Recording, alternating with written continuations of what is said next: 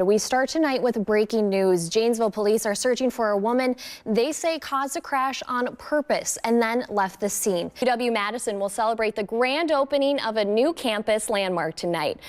2 Madison women were arrested last night after shooting at a car on the Beltline. Police say a woman called 911 saying she was being followed on the Beltline by people who had a gun. The big story tonight is the sale of the Oscar Mayer plant. The New York-based Reich Brothers company confirmed to us that the sale will be final in a few weeks. Jonathan Reich says that this type of purchase is what their company specializes in. They plan to turn the heavy industrial layout of Oscar Mayer into more of a light industrial feel with some potential commercial space. Combination, there's going to be certain. They say they are still in a planning phase and that the community should be excited for new possibilities and the jobs that they will be creating. And in developing news, investigators are emphasizing they don't believe there was a second shooter in the deadly attack in Las Vegas. But questions remain about who else may have known about this plot after a clue was found in the shooter's room. Time is running out for Floridians who are preparing to face or flee Hurricane Irma.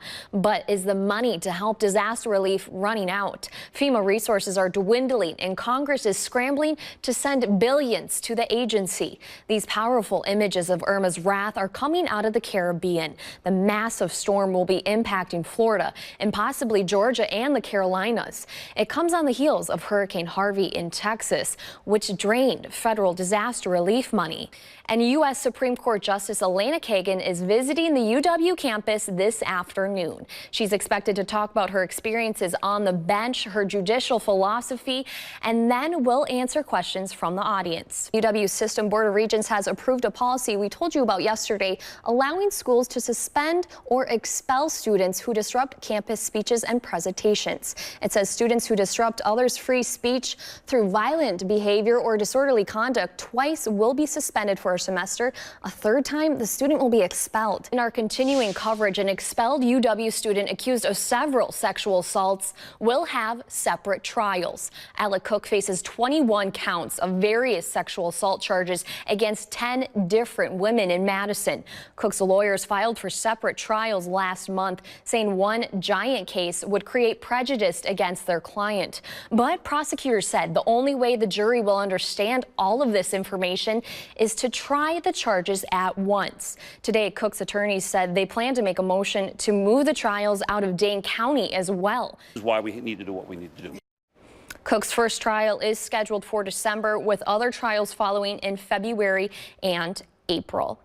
And last night, UW police arrested a man who they say snuck into a residence hall, went into the woman's bathroom, and was taking pictures of women inside bathroom stalls. 18-year-old Larry Seidel was arrested last night after police were called to Ogg Hall around 7 p.m. Time for our video of the day. This pumpkin that one Wisconsin couple is growing might be a little too much for your front doorstep.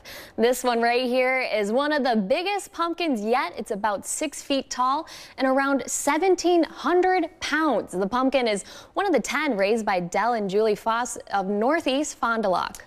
I don't know, that's going to give Charlie Brown a run for his money, huh? Yeah, that's a big pumpkin.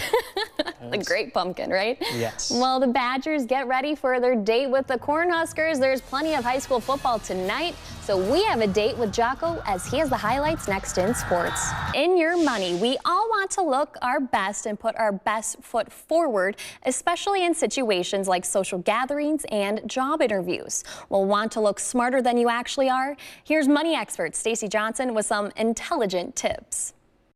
Whether you know it or not. And gone are the days of worrying about what to wear at school for students at James T. Wright Middle School. They just became the first public school in Madison to get uniforms. The uniforms were free this year as part of a one-time grant from the Madison School Board. Staff says the students have a new sense of pride wearing the Land's End blue, white, and black uniforms.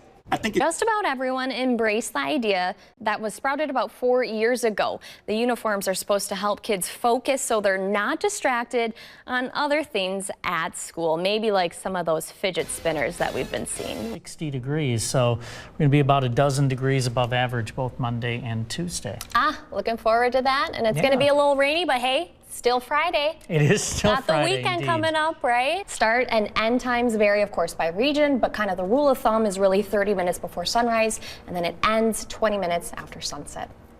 Hopefully it will be a safe gun season They this say year. safety is the biggest thing. They really want to remind people, go at your own pace, and of course, muzzle control, all of that stuff. Yeah, safety, safety, safety. Morgan, thanks. Morgan, how excited were the fans and how excited were you? Oh my gosh. Okay, I have to admit, I was geeking out a little bit when I saw Brett Favre. He was probably my favorite. As for many other fans, one lady told me that she almost fainted after he gave her a high five. So it was just a blast for all of them out there.